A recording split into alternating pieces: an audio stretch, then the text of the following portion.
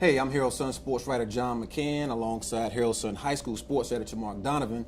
This is game day. We're already in week 3, but let's go back to week 2 where the Jordan Falcons took a road trip to Raleigh where they were in the last moments of the game against the Enloe Eagles.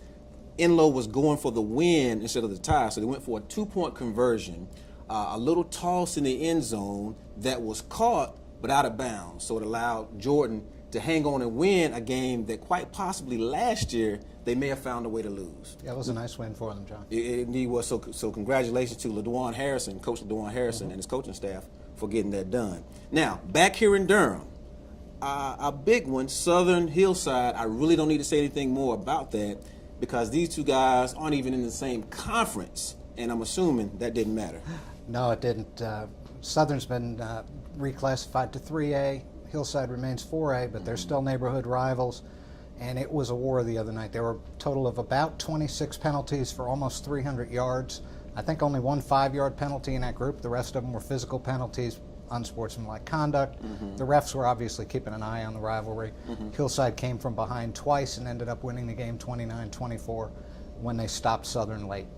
So not a pretty game. So what was the ultimate difference in that contest? Defense. When it came time to stop the other team, it was Hillside at the end that actually managed to stop Kendall Hinton and their high-powered offense. Okay. Let's look forward to week 3 if we can tiptoe over to Orange County. You got a Chapel Hill team that's struggling this year. They're breaking in a new quarterback. They lost a ton on defense, so they're rebuilding in that department. They're 0-2, facing a real good Carrboro team that's coming in. What's the likelihood of those guys getting in the win column this week? I think it's a really good likelihood of Carrboro pulling this one out. Carrboro has one of the top players in the area, if not the country in the long term, in Trey Sharp. They're running back. He had 260 yards on 26 carries the other night, had 4 touchdowns. They've got a great receiver in Marlon Johnson, who actually is a transfer from Chapel Hill. And they have a quarterback who's apparently getting the job done now. He's replaced Alex McVeigh, who helped lead them to the state 2A finals last year. And McVeigh's gone. Jonah Mendes is there.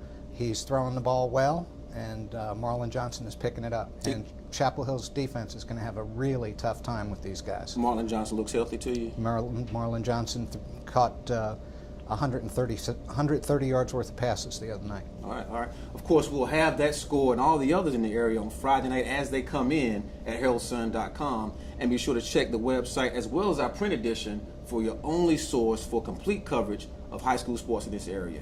I'm John McCann, this is Mark Donovan, and this is Game Day.